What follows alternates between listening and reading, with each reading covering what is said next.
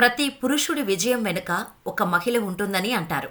కానీ ఆంధ్రప్రదేశ్ ముఖ్యమంత్రి వైఎస్ జగన్మోహన్ రెడ్డి విషయంలో ముగ్గురు ఆడవారు ఉన్నారని చెప్పుకోవాలి. ముగ్గురు ఎవరంటే జన్మనిచ్చిన తల్లి విజయమ్మ, తోడబుట్టిన చెల్లి షర్మిళ, కట్టుకున్న భార్య భారతిరెడ్డి అని చెప్పచ్చు. మహానేత వైఎస్ రాజశేఖర రెడ్డి మరణానంతరం ప్రత్యక్ష రాజకీయాల్లోకి వచ్చిన తర్వాత జగన్ తన 10 ఏళ్ల రాజకీయ జీవితంలో ఎక్కువ సమయం ప్రజల్లోనే ఉంటూ కుటుంబానికి దూరంగా ఉండేవారు. రాష్ట్రంలో ఎక్కడ ప్రజలకు ఇబ్బంది ఉందన్నా అక్కడి వారి పక్షాన నిలబడటం, రాష్ట్రం కోసం దీక్షలు, ధర్నాలు చేయడం చేసేవారు. ఆయన ఆ 10 ఏళ్లలో కుటుంబంతో గడిపిన సమయం కంటే పార్టీ నేతలు ప్రజలతో ఉన్న సమయమే ఎక్కువ.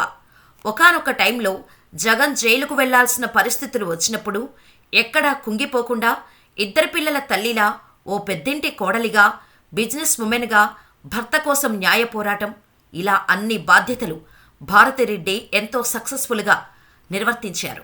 అయితే వైఎస్ జగన్మోహన్ రెడ్డి భారతీయులది లవ్ మ్యారేజ్ అనే విషయంలో నిజమెంత? వారి పెళ్లి ఎలా జరిగింది? ఎక్కడ జరిగింది? వైఎస్ మరణానంతరం జగన్ లైఫ్లో జరిగిన పెనుమార్పులు ఏంటి అనేది ఈ వీడియోలో చూద్దాం. కడప జిల్లా పులివెందులలోని వైఎస్ఆర్ లయోలా డిగ్రీ కాలేజ్ గ్రౌండ్లో ఆగస్టు 28, 1996 ఉదయం 10:30 గంటలకు వైఎస్ జగన్ భారతీల వివాహం ఘనంగా జరిగింది. ఇదే ముహూర్తానికి వివేకానందరెడ్డి కుమార్తె సునీత వివాహం కూడా జరగటం విశేషం. వైఎస్ జగన్ వివాహం నాటికి ఆయన తండ్రి దివంగత ముఖ్యమంత్రి వైఎస్ఆర్ కడప ఎంపీగా ఉన్నారు. వైఎస్ భారతి పులివెందులకు చెందిన స్వర్గీయ ప్రముఖ వైద్యుడు డాక్టర్ ఈసీ గంగిరెడ్డి కుమార్తె. 24 ఏళ్ల వయసుకే వివాహం చేసుకున్న జగన్మోహన్ రెడ్డి అందరూ అనుకున్నట్టు వీరిది లవ్ మ్యారేజ్ కాదు, ప్యూర్గా పెద్దలు కుదిర్చిన వివాహం. వైఎస్ఆర్ డాక్టర్ అని అందరికీ తెలిసిన విషయమే. డాక్టర్ చదువు కోసం గుల్బర్గా వెళ్లినప్పుడు వైఎస్ఆర్కి అక్కడ సుగుణారెడ్డి పరిచయమయ్యారు. సుగుణారెడ్డి ఎవరో కాదు, భారతీ గారి తల్లి.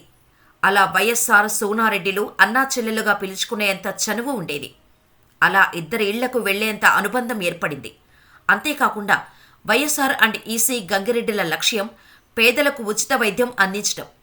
వైఎస్ఆర్ పేదలందరికీ ఉచితంగా వైద్యం చేస్తే ఈసీ గంగిరెడ్డి చిన్నపిల్లల డాక్టర్గా 5 రూపాయలే ఛార్జ్ వేస్తూ మంచి పేరు తెచ్చుకున్నారు.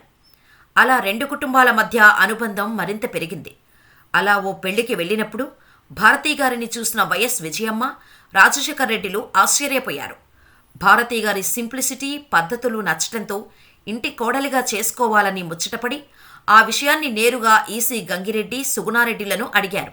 వైఎస్పై అభిమానంతో పాటు జగన్ తీరు కూడా నచ్చటంతో పెళ్లికి ఓకే చెప్పారు. అలా ఆగస్టు 28, 1996న పెళ్లి జరిగింది. వివాహం అనంతరం కొన్నాళ్లు కడపలోనే ఉన్నా తర్వాత జగన్ బెంగళూరుకి మకాం మార్చేశారు. కుటుంబంతో కలిసి మంచి జీవితం గడిపారు. వ్యాపారాలు, కుటుంబం మినహా ఆయనకు ఎటువంటి బాధ్యతలు లేవు. కుటుంబానికి జగన్ ఎంతో ప్రాధాన్యత ఇస్తూ భార్యాపిల్లలతో ఎక్కువ సమయం గడిపేవారు. అయితే 2009లో అనూహ్యంగా రాజకీయాల్లోకి వచ్చి కడప ఎంపీగా పోటీ చేశారు. ఆ తర్వాత దురదృష్టవశాత్తు హెలికాప్టర్ ప్రమాదంలో వైఎస్ఆర్ మరణించారు. మహానేత మరణాన్ని తట్టుకోలేక వందల మంది కార్యకర్తలు, అభిమానులు ప్రాణాలు వదిలారు. ఇది చూసి చలించిపోయిన జగన్ ఆ కుటుంబాలను అక్కున చేర్చుకునేందుకు ఓదార్పు యాత్ర ప్రారంభించారు. అలా ప్రత్యక్ష రాజకీయాల్లోకి వచ్చారు. ఓదార్పు యాత్రతో ఆయన కొన్ని నెలల పాటు కుటుంబాన్ని వదిలి ప్రజల్లో గడిపారు. దీంతో మొదటిసారి ఆయన భార్య వైఎస్ భారతి జగన్ వ్యాపార బాధ్యతలను స్వీకరించారు. అప్పటి వరకు జగన్ చైర్మన్గా ఉన్న సాక్షి గ్రూప్ బాధ్యతలు భారతి తీసుకున్నారు. జగన్ ఇతర వ్యాపారాలను కూడా ఆమె తలకెత్తుకుని సమర్థంగా నడిపించారు. జగన్ నిత్యం ప్రజల్లో ఉంటున్నా ఆమె ఆయనకు పూర్తి సహకారం అందించారు. కాంగ్రెస్ అధిష్టానంతో విభేదాలు, అనంతరం కాంగ్రెస్ నుంచి బయటకు వచ్చి వైఎస్ఆర్ కాంగ్రెస్ పార్టీని స్థాపించడం జరిగింది. ఈ క్రమంలోని వైఎస్ జగన్పై కేసులు నమోదైనప్పుడు భారతి ఎంతో మానసిక క్షోభ అనుభవించినా ధైర్యంగా జగన్కు అండగా ఉన్నారు. జగన్ 16 నెలల పాటు జైల్లో ఉన్నప్పుడు ఆ బాధను దిగమింగుకుంటూనే ఆమె ఓవైపు కుటుంబ బాధ్యతలు, మరోవైపు వ్యాపారాలను చూసుకున్నారు. ఈ 10 ఏళ్ల కాలంలో జగన్ వ్యాపారాలను, కుటుంబ బాధ్యతలను పూర్తిగా భారతీపైనే పెట్టారు. ఆయన ఈ సమయంలో కుటుంబంతో గడిపిన సమయం కంటే ప్రజలతో ఉన్న సమయమే ఎక్కువ. ముఖ్యంగా పాదయాత్ర జరిగిన 14 నెలలు ఆయన పూర్తిగా ప్రజల్లోనే ఉన్నారు. ఈ సమయంలోనూ భారతి ధైర్యంగా భర్తకు సహకరించారు. ఈ దశలో జగన్పై విశాఖపట్నం ఎయిర్పోర్టులో దాడి జరిగిన సమయంలో ఆమె ఎంత మానసిక క్షోభ అనుభవించారో ఆమె మనస్సుకే తెలుసు. ఇక ఎన్నికల సమయంలో కొడుకు గెలుపు కోసం అమ్మ విజయమ్మ బరిలోకి దిగితే అన్న వదిలిన బాణమంటూ షర్మిల సైతం ప్రచారం చేశారు. ఇటు భారతి భర్త తరపున పులివెందుల నియోజకవర్గంలో పెద్ద ఎత్తున ప్రచారం చేశారు. జిల్లాలో కీలకమైన జమ్మలమడుగు నియోజకవర్గంలోనూ ఆమె ప్రచారం నిర్వహించారు. ఈ 2 నియోజకవర్గాల్లోనూ వైఎస్సార్ కాంగ్రెస్ పార్టీకి భారీ మెజారిటీ వచ్చింది.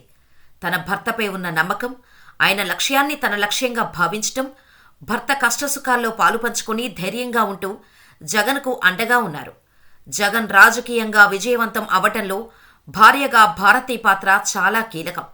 భర్త స్థాపించిన పార్టీని సమర్థవంతంగా చూసుకోవటం, ఎప్పుడు ఏం జరుగుతుందో తెలుసుకోవటం, వ్యాపారాలు వ్యవహారాలు చూసుకోవటం, 2 పిల్లల బాధ్యతలు భుజాన మోయడం అంటే మామూలు విషయం కాదు.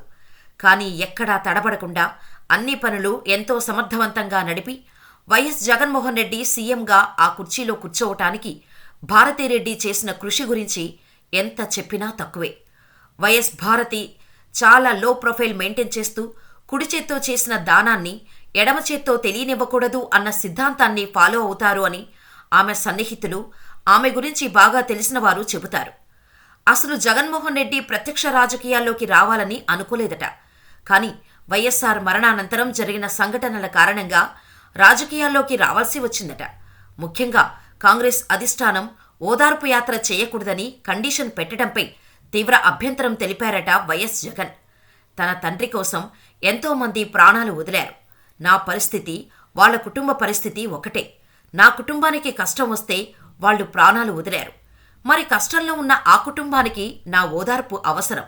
ఎలాగైనా ఓదార్పు యాత్ర చేసి తీరుతానని జగన్ కాంగ్రెస్ అధిష్టానానికి గట్టిగానే చెప్పారట. ఆ నిర్ణయంతోనే జగన్ ప్రత్యక్ష రాజకీయాల్లోకి అడుగుపెట్టారు. కొత్త పార్టీ పెట్టగానే అవినీతి ఆరోపణలు, ఈడీ, ఐటీ దాడులు, ఇలా వరుసగా దాడులు చేసినా ఏమాత్రం అడుగు వెనక్కు వెయ్యలేదు. సాయం చేయమని ఏ పార్టీతోనూ పొత్తు పెట్టుకోలేదు. దాదాపు 10 సంవత్సరాలు పోరాడి ప్రజలే నాకున్న ఆస్తి అంటూ ప్రజలు మనస్సులు గెలుచుకొని 2019 ఎన్నికలలో అఖండ విజయాన్ని సాధించారు జగన్. అధికారంలోకి వచ్చాక ఎన్నో విప్లవాత్మక మార్పులు తెచ్చారు. అలాగే కొన్ని నిర్ణయాల వల్ల వివాదాల్లో కూడా చిక్కుకున్నారు. జగన్ తీసుకున్న వివాదాస్పద నిర్ణయాలు ఏంటి? ప్రతిపక్షాలకు స్కోప్ ఇచ్చిన అంశాలు ఏంటి?